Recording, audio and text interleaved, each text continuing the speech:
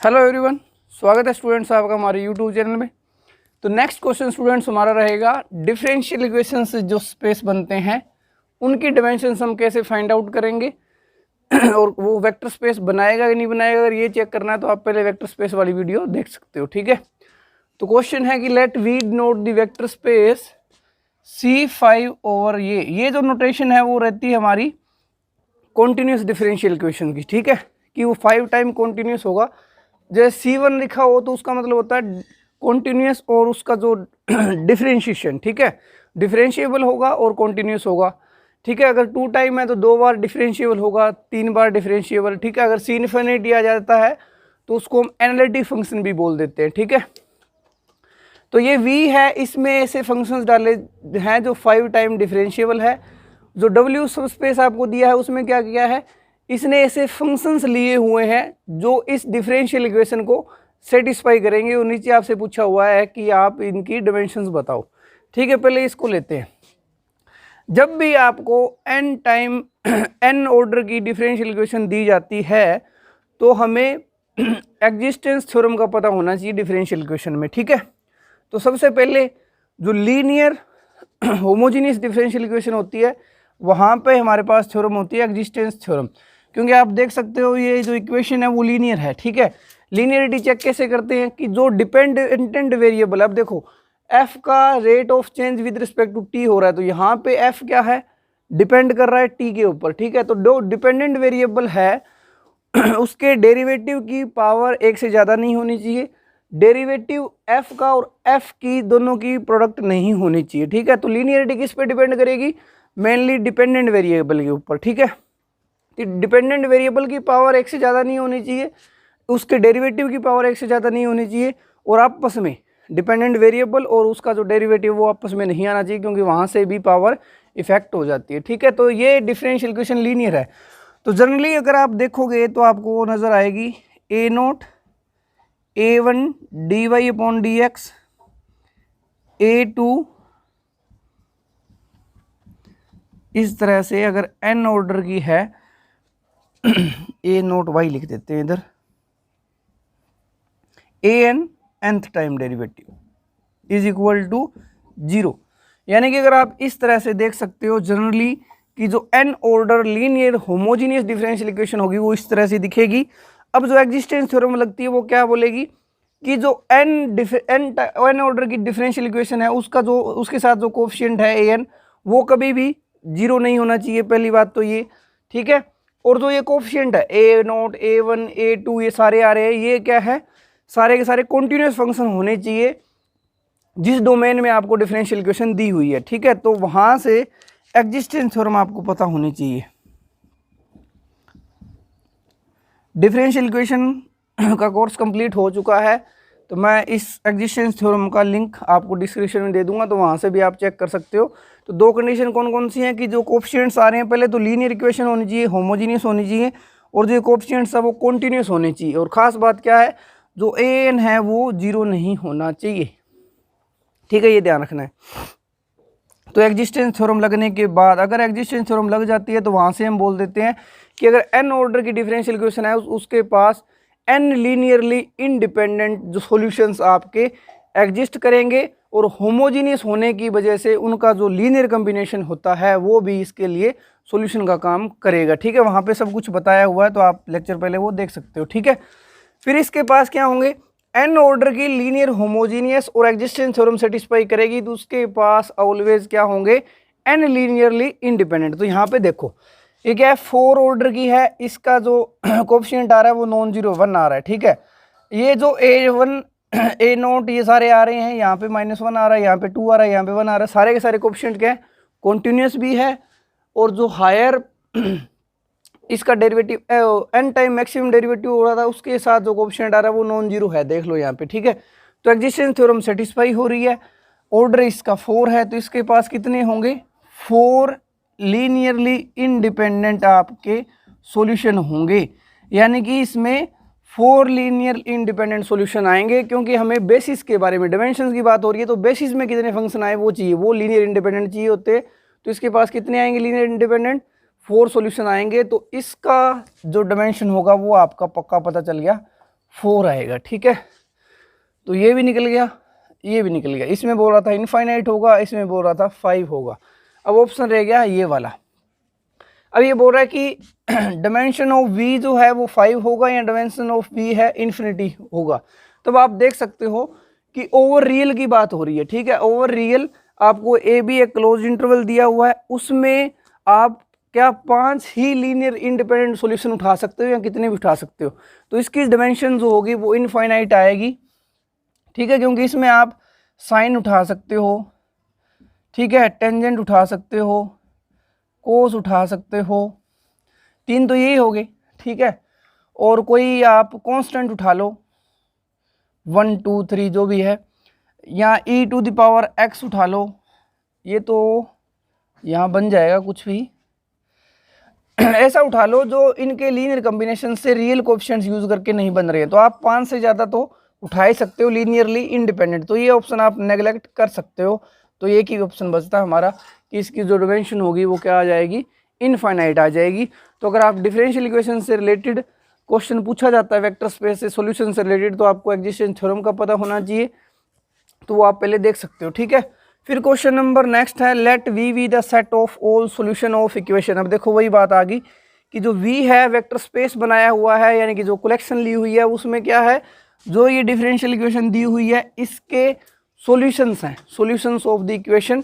अब यहाँ पे क्या है, सेटिस्फाई y0 y1, ये एक कंडीशन भी दे दी। यहाँ पे कोई कंडीशन नहीं थी, तो जो एग्जिस्टेंस थ्योरम लगती है वो यहाँ तक ही थी कि उसके पास पक्का एग्जिस्टेंस की गारंटी हमें मिल जाती है।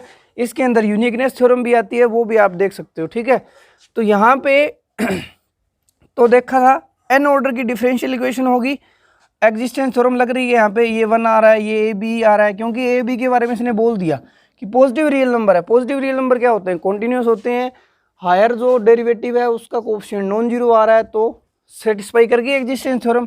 तो इसके पास कितने होंगे, 2 लीनियरली इंडिपेंडेंट सॉल्यूशंस पक्का होंगे।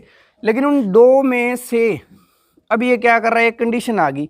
ओवरऑल देखा जाता तो 2 थी इसकी डिमेंशन इसमें, ठीक है, लेकिन ये कंडीशन लग गई एक, तो 2 - 1, एक कंडीशन लगने के बाद 2 - 1 कितना आ गया, 1। तो इसकी जो डिमेंशन होगी वो क्या आ जाएगी, 1 आ जाएगी। अदरवाइज ये कंडीशन ना दी जाती तो इसकी डिमेंशन 2 ही होनी थी। आप इसको सोल्व करके भी देख सकते हो, चेक कर लेना, एक ही सॉल्यूशन आएगा इसके पास, एक कंडीशन हमने सब्ट्रैक्ट कर दी है। ठीक है, चलिए जी नेक्स्ट पे चलते हैं। कंसीडर दी सब स्पेस, ये मैट्रिक्स से रिलेटेड क्वेश्चन आ गया। अब ये बोल रहा है कि जो ए आई जे हमने मैट्रिसेस उठाई हुई हैं उनमें जो ए आई जे एंट्री है वो 0 हो जा रही है अगर आप आई इवन लेते हो, यानी कि इसमें क्या है 10 क्रॉस 10 की मैट्रिसेस ली हुई हैं। ठीक है, first row second row up to 10 row. ये बोल रहा है कि उस रो के अंदर आपकी सभी एंट्री 0 हो जाएंगी। देखो ए आई जे 0 हो जाएगा अगर आई इवन है तो, यानी कि इवन नंबर वाली जो रो है, यानी कि सेकंड 4 6 8 10, इनमें एंट्रीज क्या है, 0 है, यानी 1 2 3 4 5, यानी कि 5 रोज आपकी 0 होगी, हमारे कोई काम की नहीं है। तो जो बच गई 1, पहली तीसरी पांचवी सातवीं और नौवीं, ये कितनी बच गई 1 2 3 4 5 रोज बच गई। ठीक है, 5 रोज बच गई। एक रो में 10 एलिमेंट्स है, क्योंकि हमारे पास क्या है 10 क्रॉस 10 की आपको मैट्रिक्स दी हुई है। 5 हमने गिवन कंडीशन के अकॉर्डिंग बाहर निकाल दी, तो हमारे काम की 5 रो थी। एक रो के अंदर 10 एलिमेंट थे, तो हमें इस मैट्रिक्स को बनाने के लिए कितने एलिमेंट्स चाहिए, 50। ठीक है, क्योंकि जो बचे हुए एलिमेंट है उनके ऊपर कोई कंडीशन नहीं है, तो वो एज इट इज आ जाएंगे। तो इसकी डायमेंशन क्या हो जाएगी, 50। इस तरह से आप ये क्वेश्चंस कर सकते हो। फिर है next, the dimension of vector space. अब की बार क्या दिया हुआ है कि आपको मैट्रिसेस दी हुई है, ये ध्यान रखना है। अब देखना यहाँ पे क्या है कि जो इंट्रीज आ रही है, यहाँ पे क्या थी, इंट्रीज रियल में से थी और रियल फील्ड ली हुई थी। यहाँ पे क्या है, जो ए आई जे है, यानी कि अब बिहेवियर कैसा हो रहा है, अंदर जो एंट्री आ रही है, यानी कि बाहर वाला सेट है जो वी की जगह आ रहा है वो कॉम्प्लेक्स आ रहा है, क्योंकि इसने ए आई जे सी दिखा हुआ है। ठीक है, फिर ओवरफील्ड आर, यानी कि इस तरह का प्रोसीजर होगा। अब बाहर बड़ा सेट अंदर छोटा सेट बनेगा, वेक्टर स्पेस तो बनाएगा ही, वो दिया हुआ इसने। अब ये बोल रहा है कि इनके अंदर कंडीशन क्या डाल दी, aij is equal to minus ji, यानी एक तरह से क्या हो रहा है, ट्रांसपोज हो रहा है। ठीक है, तो यहाँ पे अब चेक कर सकते हैं। अब यहाँ पे क्या आएगा, skew symmetric matrix, skew symmetric matrices, क्योंकि ट्रांसपोज माइनस के बराबर आ रहा है तो ऐसा होता है स्क्यू सिमेट्रिक मैट्रिसेस में। ठीक है, और ओवर आर बोल रहा है, यहीं पे अगर ओवर सी कर देता, एंट्रीज आपकी कहाँ से आ रही थी, कॉम्प्लेक्स में थे, यहाँ पे अगर सी भी कर देता तो भी वेक्टर स्पेस नहीं बनाता, ये कन्फ्यूजन होती है। ये भी आप ध्यान रख सकते हो कि सी ओवर सी ऐसा देखने को लगेगा कि फील्ड ओवर फील्ड आपका काम चल रहा है, लेकिन अगर ये कंडीशन यहाँ डाल दी ए की पावर टी माइनस ए, ठीक है, स्क्यू सिमेट्रिक, लेकिन हमें पता है कि जो डिफेक्ट कर सकता है वो स्केलर मल्टीप्लिकेशन कर सकता है। अगर यहाँ आर था तो हम आयोटा या कोई भी कॉम्प्लेक्स नंबर नहीं ले सकते थे, लेकिन कॉम्प्लेक्स में आते ही हम लेंगे, यानी कि एक मैट्रिक्स हम ए इसमें से उठाएंगे, उसके साथ आयोटा मल्टीप्लाई करेंगे तो आयोटा ए जो होगा वो आपका सिमेट्रिक बन जाएगा, इसके अंदर नहीं आएगा। तो ये बात भी आपने ध्यान रखनी है, हमारा काम था इसकी डिमेंशन चेक करना। तो स्क्यू सिमेट्रिक मैट्रिक्स है, ये मैं सब आपको करवा चुका हूँ कि जनरली अगर आपको देखना हो तो उसकी मैट्रिक्स की आपकी डिमेंशन आएगी n(n-1/2), लेकिन बिहेवियर क्या था, सी ओवर आर का। इसमें क्या करते हैं, जो भी डिमेंशन आती है 2 से मल्टीप्लाई भी करते हैं, 2 से मल्टीप्लाई, n(n-1) कहाँ दिख रहा है, ये आ रहा। ठीक है, तो इस तरह से ऑप्शन आपने लगाना था। तो यहाँ पे कन्फ्यूजन ये हो सकती थी कि यहाँ पे ऑप्शन तो वैसे नहीं डाला हुआ, अगर ये ऑप्शन होता n(n-1/2) तो बच्चे कन्फ्यूज हो सकते थे, लेकिन ऐसा डाला ही नहीं हुआ है। या फिर वही तरीका आपका, कोई भी n की आपको कोई भी रिस्ट्रिक्शन नहीं दी है तो n को 1 मान सकते हो, 2 मान सकते हो, 3 मान सकते हो, वहाँ से आप इनको नेगलेक्ट भी कर सकते हो। ठीक है, लेकिन इसमें ज़रूरत नहीं थी, डायरेक्ट आपको पहचान में आ रही थी। ठीक है, तो ये हमारे क्वेश्चंस कंप्लीट हुए। डिफरेंशियल इक्वेशन से रिलेटेड 2 क्वेश्चन, ये गेट 2014 में और 16 में आया हुआ है। ये मैट्रिक्स से रिलेटेड 2008, 2009। ठीक है, अब एक कंसेप्ट और रहता है डायमेंशन से रिलेटेड, वो कवर अप करते हैं, फिर नेक्स्ट वीडियो में हमारा स्टार्ट होगा topic linear transformations. Next students हमारा टॉपिक रहेगा फाइनाइट वेक्टर स्पेस से रिलेटेड। ठीक है, क्योंकि अब तक हमने जो भी किया है, जैसे कि हमने रियल नंबर्स देखा था कि रियल नंबर्स का सेट आपका वेक्टर स्पेस फॉर्म करता है ओवर आर ओवर क्यू। ठीक है, तो इसमें जो एलिमेंट्स देखे थे हमारे पास इनफाइनाइट आ रहे थे। ठीक है, फाइनाइट नहीं आ रहे थे। अब बात करते हैं फाइनाइट वेक्टर स्पेस। तो हम मान लेते हैं कि जो V होगी उसकी डायमेंशन, हम मानते हैं कि लेट एक आपको वेक्टर स्पेस दिया हुआ है, उसकी डायमेंशन n है। यहाँ पे जो फील्ड यूज़ हो रही थी वो भी इनफाइनाइट यूज़ हो रही थी। ठीक है, जो आपकी फील्ड थी वो R यूज़ कर रहे थे, हम Q यूज़ कर रहे थे, सेट ऑफ रेशनल नंबर्स और कॉम्प्लेक्स नंबर्स। ठीक है, ये सारे के सारे क्या हैं, इनफाइनाइट सेट्स हैं, इनफाइनाइट फील्ड्स हैं। ठीक है, अब हम यूज़ करेंगे फाइनाइट फील्ड्स। जो फाइनाइट फील्ड बनती हैं वो ZP से बनती है, जहाँ पे आपका P क्या होता है, P इज़ प्राइम नंबर। ये आपने ध्यान रखना है, ये हम मॉडर्न अलजेब्रा में स्टडी करते हैं। ठीक है, फाइनाइट फील्ड और इनफाइनाइट फील्ड कौन सी होती हैं आपको पता होना चाहिए। ठीक है, अब n डायमेंशनल वेक्टर स्पेस आपने ली हुई है, यानी कि स्ट्रक्चर आपका किस तरह का दिखेगा, मैं एक बार बना देता हूँ कि n टप्पल स्पेसिस जैसी कंडीशन आएगी उसमें।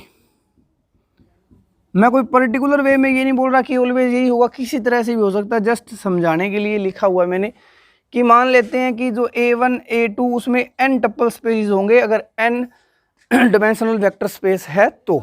ठीक है, यानी कि हमें उसमें n एलिमेंट्स चाहिएंगे बेसिस बनाने के लिए, ये भी आप समझ सकते हो, लीनियर इंडिपेंडेंट चाहिएंगे। ठीक है, अब जो स्केलर आएंगे वो कहाँ से आएंगे, हमारे ZP से।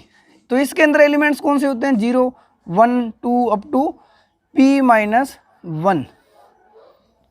और दूसरी बात ये आपने ध्यान रखना, ये जो एलिमेंट्स नहीं होते ये अकेले, ये क्या डिफाइन करते हैं, 0 जो है वो एक एलिमेंट नहीं है, इसमें ग्रुप होता है एलिमेंट्स का। मतलब कि इसके अंदर कौन कौन से एलिमेंट्स आ रहे हैं, ऐसे एलिमेंट्स आ रहे हैं Z में से, इंटीजर में से। ठीक है, जो P से डिवाइड होने के बाद रिमाइंडर आपके 0 दे, P से डिवाइड होने के बाद रिमाइंडर 1 दे। तो ये आपने कंफ्यूज नहीं होना इसमें कि एक एलिमेंट को नोटेट नहीं करते, ये अगर ऐसा आपको समझ में आता है तो आगे जब आप मॉडर्न अलजेब्रा में सब ग्रुप और उनकी बात करोगे तो वहाँ पे कन्फ्यूजन नहीं होती। बहुत बार क्वेश्चन पूछा जाता है कि जो ZP है क्या Z का सब ग्रुप होता है, वही रीज़न देते हैं हम क्या कि ZP के जो एलिमेंट्स है वो इसमें होने चाहिए। इसमें तो आप देख सकते हो कि 0 1 2 -1 में एलिमेंट्स आ रहे हैं, एक एलिमेंट एक का काम कर रहा है, लेकिन इस वाले जो 0 1 है ना वो आपके अलग होते हैं इससे, तो ये आपने ध्यान रखना है, वहाँ पे काम आएगा। अब देखो, अब इसको बनाने के लिए A1, अब इसके अंदर एलिमेंट्स देखते हैं कितने पॉसिबल हैं। ठीक है, हमें लीनियर इंडिपेंडेंट तो n चाहिए, लेकिन इसके अंदर टोटल कितने बन सकते हैं, तो हम पॉसिबिलिटी देखते हैं कि A1 जितनी जगह लेगा उतने ही एलिमेंट्स बनेंगे। इसी तरह से A2 की पॉसिबिलिटी, A3 की, अप टू AN की पॉसिबिलिटी होंगी। उन सबको इकट्ठा करके हम क्या कर देते हैं कि उसके अंदर एलिमेंट्स आ जाएंगे। ठीक है, चलिए जी, A1 की जगह स्केलर लेगा तो स्केलर कहाँ से आ सकते हैं, ZP में से। कितने स्केलर हैं, P हैं, P पॉसिबिलिटी है एक के पास, दूसरे के पास P है, अप टू ये आपका चलेगा AN जो एलिमेंट है उसके पास भी P पॉसिबिलिटी है, यानी कि N एलिमेंट के पास हर एक के पास P पॉसिबिलिटी है। तो टोटल पॉसिबिलिटी कितनी होगी, P⁴n। इतनी पॉसिबिलिटीज़ हैं जिसमें ये अपनी वैल्यू चेंज कर सकते हैं, यानी कि टोटल एलिमेंट्स कितने आ गए ये डायमेंशन ऑफ V, और ये आप लिख सकते हो कार्डिनैलिटी या number of elements in V, वो कितने हैं, P⁴n। ये हमने पूरा का पूरा डिफाइन कर लिया। P प्राइम नंबर है, बार बार बोल रहा हूँ, आपने ध्यान रखना है। ठीक है, ये प्रोसीजर था हमारा फाइनाइट वेक्टर स्पेस में। फाइनाइट फील्ड जब लेते हैं तो एलिमेंट्स, टोटल हमने एलिमेंट्स निकाल लिए उसके अंदर बेसिस निकाल रहे थे वो अलग बात थी, लेकिन इसमें तो हमें एलिमेंट्स ही पता चल गई। ठीक है जी, एलिमेंट्स पता चल गए। अब जो क्वेश्चन पुट होगा वो पुट होता है the number of basis, the number of basis for n dimensional vector space over ZP, यानी कि फाइनाइट फील्ड के कोरस्पॉन्डिंग आपने नंबर ऑफ बेसिस कितनी बन सकती हैं वो निकालना है। फिर हमें बोला जाएगा कि द नंबर ऑफ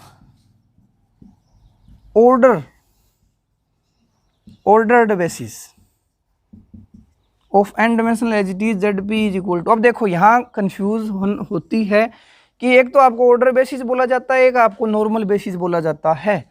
जैसे कि मैं आपको एक ऑर्डर में 3 एलिमेंट्स लिख के देता हूँ 1 2 3, ठीक है, फिर मैंने इसको लिख दिया 1 3 2, फिर मैंने लिख दिया 3 1 2। इस तरह से आप जब भी जो n एलिमेंट्स का आप क्या करते हो, अरेंज करते हो, और उनके आगे पीछे करके ये पोजीशन चेंज करके आप n फैक्टोरियल, ध्यान रखना कितने, n फैक्टोरियल अरेंज कर सकते हो इनको, n फैक्टोरियल में पोजीशंस चेंज करके n फैक्टोरियल एलिमेंट्स दिखा सकते हो।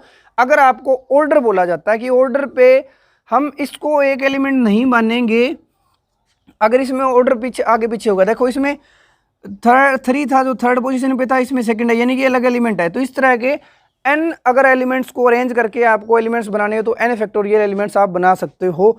लेकिन जस्ट सिंपल बोला जाए तो क्या सिंपल में क्या होगा कि एक ही बेसिस की तरह ट्रीट होगा, एक ही एलिमेंट की तरह ट्रीट होगा, चाहे आप 1 2 3 लिखो, 1 3 2 लिखो, 3 1 2 लिखो, कोई मर्जी लिखो, ये जो n फैक्टोरियल एलिमेंट्स हैं उनको एक ही गिना जाएगा अगर आपको सिंपल बोला जाए। बस इतना ही हमें करना है, यानी कि इसमें जो भी नंबर आएगा इसमें तो हम सिंपल वही नंबर लिख देंगे। मान लो यहाँ आएगा k, लेकिन जब बेसिस की बात की जाएगी तो हम k को n फैक्टोरियल से डिवाइड करेंगे, क्योंकि इसने क्या किए होंगे, इन एलिमेंट्स को अलग अलग गिना होगा। अगर बेसिस की बात की जाए तो हम उसको एक ही गिनेंगे, तो यहाँ पे n फैक्टोरियल से डिवाइड होगा, यहाँ पे डिवाइड नहीं होगा, तभी तो ऑर्डर बेसिस के बारे में बात होगी। ठीक है, ये आपको समझ आया होगा। अब हमें ये k निकालना है, अगर ये k निकल गया तो आपका क्वेश्चन सोल्व हो जाएगा। अब हम k फाइंड आउट करेंगे। k फाइंड आउट करने का मतलब क्या है कि हमें बेसिस चाहिए। ठीक है, बेसिस क्या होती है, वेक्टर्स चाहिए, किस में से, v में से। ठीक है, कितने चाहिए, डायमेंशन बताएगा, यानी कि अब आपको n वेक्टर्स निकालने हैं, लीनियरली इंडिपेंडेंट निकालने हैं और इसमें से निकालने हैं। ठीक है, यानी टोटल वेक्टर आपके पास है P⁴n और आपको n वेक्टर सेलेक्ट करने हैं। चलिए जी करते हैं। तो जो फर्स्ट वेक्टर आएगा हमें क्या करना है, दो चीज़ें, लीनियर इंडिपेंडेंट, ठीक है, और इसके अंदर से हमारे पास टोटल कितने हैं possibilities, p to the power n है, ठीक है, total p to the power n है, लेकिन लीनियर इंडिपेंडेंट, तो इसमें कहीं ना कहीं जीरो वेक्टर भी तो होगा, ठीक है, लेकिन जीरो इसमें ले नहीं सकते। फर्स्ट अगर वेक्टर बना रहे हैं उसमें आप जो मर्जी रखो, लेकिन जीरो नहीं रख सकते क्योंकि लीनियर इंडिपेंडेंट चाहिए। तो पहले वेक्टर को बनाने की पॉसिबिलिटी कितनी है कि p to the power n हमारे पास पॉसिबिलिटी थी, लेकिन उसमें गड़बड़ कर सकता है जीरो, तो 1 को बाहर निकाल दो, ठीक है, यानी कि फर्स्ट वेक्टर जो वेक्टर लेगा बनेगा वो p to the power n माइनस 1, इतने नंबर पॉसिबल हैं आपके फर्स्ट वेक्टर को बनाने के लिए, इतने वेक्टर्स आपके पड़े हुए हैं जिनको आप सेलेक्ट कर सकते हो, ठीक है जी। अब चले सेकंड वेक्टर पे कि जो बेसिस के लिए हम सेकंड वेक्टर लेने जा रहे हैं उसमें क्या पॉसिबिलिटी है। अब देखो फर्स्ट एलिमेंट जो आया था, फर्स्ट वेक्टर जो आया था उस केस में पहले कोई भी वेक्टर बना नहीं हुआ था, लेकिन जब सेकंड की तरफ गए तो एक एलिमेंट तो अब बन गया ना, एक वेक्टर बन गया, मान लो v1 बन चुका, ठीक है v1 बन चुका। अब ये क्या करेगा कि जो v2 आएगा ना वो इस पे डिपेंड नहीं करना चाहिए, ठीक है, तभी तो लीनियर इंडिपेंडेंट हो पाएगा।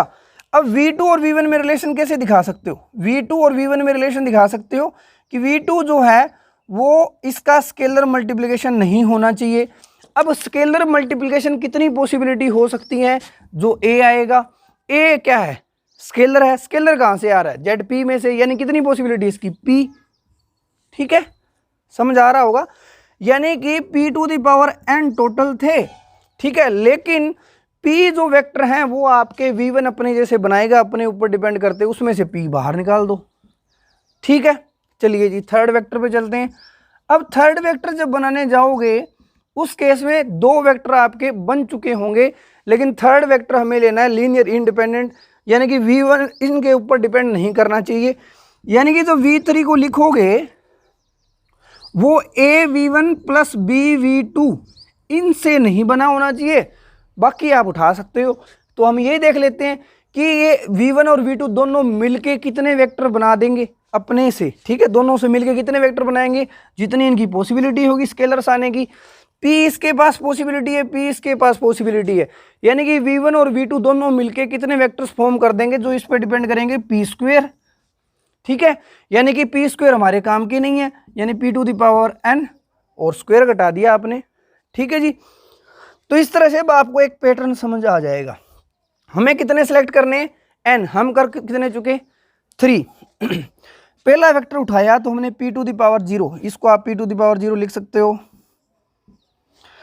सेकंड वेक्टर उठाया 1i पावर, थर्ड वेक्टर उठाया सेकंड पावर i, यानी कि जब nth वेक्टर जब आप डिसाइड करने जाओगे तो उस केस में आपको पता होगा कितने n-1 वेक्टर तो बन चुके होंगे, हमें तो क्या करना है, nth वेक्टर उठाना है। अब तो हम क्या करेंगे, p to the power n में से p to the power n-1 vector निकाल देंगे तो ये बच जाएंगे लीनियर इंडिपेंडेंट, ठीक है। तो ये पॉसिबिलिटीज होगी हमारी, फर्स्ट वेक्टर यहाँ इतनों में से, सेकंड वेक्टर इतने में से, तो हम टोटल पॉसिबिलिटी देखने के लिए क्या कर देते हैं, जो हम k की बात कर रहे थे सबकी मल्टीप्लाई कर दो, यानी p to the power n-1, p to the power n-p, p to the power n-p square, up to ये कहाँ तक जाएगा, p to the power n, p to the power n-1, ठीक है, बस ये काम हो गया। इसमें अगर सिंपल बेसिस पूछी जाए तो आप इन ऑर्डर को एक ही गिनोगे, ऑर्डर का कोई फैक्टर नहीं रहेगा, तो हम k से k को, इस नंबर को, इसको डिवाइड कर देते हैं n फैक्टोरियल, क्योंकि हम ये पोजीशन चेंज करके n फैक्टोरियल एलिमेंट्स बना सकते हैं, ये ध्यान रखना है, ठीक है। तो ये आपका k आ गया, ये आपने ध्यान रखना है, काफ़ी बार क्वेश्चन पूछा जाता है, और यहाँ पे ये डायरेक्ट आ जाएगा जब ऑर्डर बेसिस की बात की जाए। ऑर्डर बेसिस होगी तो उसमें इन एलिमेंट्स को अलग अलग गिनेगा वो, तो n फैक्टोरियल से डिवाइड हम नहीं करेंगे, ठीक है। तो ये काफ़ी इंपॉर्टेंट टॉपिक था। अब इसमें एक और बचता है, हमारे बेसिस होगी। अब बात करेंगे कि जो r डायमेंशनल सब स्पेस है, कि आपको n डायमेंशनल तो v दिया हुआ है ना, n डायमेंशनल वेक्टर स्पेस आपको v दिया हुआ है, और अब हम क्या कर देंगे, w ले लेंगे जिसकी है r डायमेंशनल, कि आपको बोला जाएगा कि r डायमेंशनल सब स्पेस है, उसके लिए बेसिस बताओ। अब देखो जब भी बेसिस की बात करोगे वो कहाँ से आएगी, उस सेट के अंदर, जिस सेट के लिए आप बेसिस उस वेक्टर स्पेस के लिए या सब स्पेस के लिए आएगी जो इसको बना रहे होंगे। ठीक है, तो देखो टोटल पॉसिबिलिटी है, यानी कि W है वो इसके अंदर ही बैठा होगा कहीं ना कहीं, W सबसेट ऑफ V इसी तरह से बैठा होगा। ठीक है, अब हम क्या करेंगे इसको रफ कर लेते हैं पहले। तो ये हमारे दो फॉर्मूलेज हो गए कि नंबर ऑफ ऑर्डर बेसिस और सिंपल बेसिस, और ये बात की जा रही है जिसकी डायमेंशन n हो और फील्ड आपकी फाइनाइट फील्ड ले रखी हो, तब आप ये बात कर सकते हो। ठीक है जी, तो ये आपका ऑर्डर बेसिस और बेसिस से रिलेटेड क्वेश्चन हो गया। अब क्वेश्चन पूछा जाता है कि ये जो वेक्टर स्पेस आपको गिवन है, ठीक है, कि n डायमेंशन है, फील्ड आपकी जेड पी है, ये बार बार बोल रहा हूँ मैं, ये आपने ध्यान में रखना है, ये जस्ट फाइनाइट फील्ड की बात हो रही है। जब फाइनाइट फील्ड लेके हम वेक्टर स्पेस बनाते हैं n डायमेंशनल, तो उसके अंदर हम एलिमेंट्स टोटल फाइंड आउट कर सकते हैं, इसलिए ये फॉर्मूलाज बन रहे हैं। ठीक है, क्योंकि हमने आर कॉम्प्लेक्स इनमें हमने नहीं बनाया क्योंकि वहाँ पे ये पॉसिबल ही नहीं था, फाइनाइट थे ही नहीं। ठीक है, तो अभी ये फॉर्मूला हमारे पास आता है। या बोलेगा कि जो ये v जो आपको वेक्टर स्पेस दिया हुआ है, इसके लिए कोई पर्टिकुलर r डायमेंशन लेके चलोगे, r डायमेंशनल वेक्टर स्पेस सब स्पेस बनाओगे तो कितनी पॉसिबिलिटीज हो सकती हैं, कितने आप उससे वेक्टर सब स्पेस बना सकते हो। तो ये आपने फॉर्मूला ध्यान रखना है कि पहले तो हम इसकी बेसिस से फॉर्मूला बनाएंगे, वो आपको पता ही है कि अगर आपको r डायमेंशनल वेक्टर सब स्पेस बनानी है तो उसके अंदर बेसिस की प्रोसेस करेंगे हम। ठीक है, क्योंकि अगर r डायमेंशनल है तो उसके अंदर एलिमेंट्स कितने आएंगे, p to the power r, formula वही बन जाएगा, पहले 1 सब्ट्रैक्ट करेंगे, फिर p to the power r, p subtract करेंगे, इसी तरह चलते चलते जब rth एलिमेंट आप सेलेक्ट करोगे इसमें बेसिस में तो p to the power r माइनस p to the power r माइनस 1। ठीक है, तो आपने क्या करना है ऐसा बनाने के लिए सबसे पहले तो आपने बेसिस कितने वे में आप उसको सेलेक्ट कर सकते हो, तो ये सारी की सारी पॉसिबिलिटी आ जाएंगी। अब टोटल हमारे पास पॉसिबिलिटी कितनी थी, ये वाली टोटल पॉसिबिलिटी ये थी, सब स्पेस के लिए ये बना सकते हो। तो कोई टोटल चीज़ दी जाए, मान लो 8 आपको दिया जाए और आपको बोला जाए कि 2 के आप कितने पार्ट बना सकते हो, तो डिवाइड करते हो ना तो 4 पार्ट्स बन जाएंगे। इसी तरह से क्या है, टोटल आपको ये दिया हुआ है, टोटल आपको ये दिया हुआ है, फिर कंडीशन लगा दी कि r डायमेंशनल की वेक्टर सब स्पेस बनाओ, तो हम क्या करेंगे, टोटल को इससे डिवाइड कर देंगे। ठीक है, तो ये फॉर्मूला आपने ध्यान रखना है, आसान है काफ़ी। इसमें क्या होगा, p to the power n, ऊपर जो आएगा वो हमें रखनी है बेसिस किसके लिए, कितनी पॉसिबिलिटीज़ हैं, वेक्टर स्पेस के लिए, p to the power n माइनस 1, p to the power n माइनस p up to p to the power n माइनस ये, और नीचे जिसकी बात हो रही है p to the power r माइनस 1, p to the power r माइनस p up to p to the power r माइनस, तो ये एक देख सकते हो आप, ऊपर n और नीचे r का यूज़ किया जाता है, बस इतना ही फ़र्क है। तो ये भी आप फॉर्मूला याद रखने, ये आपने 3 इंपॉर्टेंट फार्मूले हैं, इनसे रिलेटेड क्वेश्चन पूछा जाता है। क्वेश्चन पूछा जाएगा मैट्रिक्स फॉर्म में। ठीक है, वो भी हम अगर मेरे को वो एग्जाम्पल्स मिले हैं तो हम डिस्कस करेंगे, मैट्रिक्स से रिलेटेड पूछा जाएगा आपको। ठीक है, कि उसका कितने लीनियर इंडिपेंडेंट कॉलम बना सकते हैं, कैसे बना सकते हैं, कितने वे में बना सकते हैं, तो उनमें ये यूज़ करेंगे, ये सब जो हमने प्रोसीजर किया है। होप आपको ये समझ आया होगा। ठीक है, तो मिलते हैं नेक्स्ट वीडियो में लीनियर ट्रांसफॉर्मेशंस के साथ।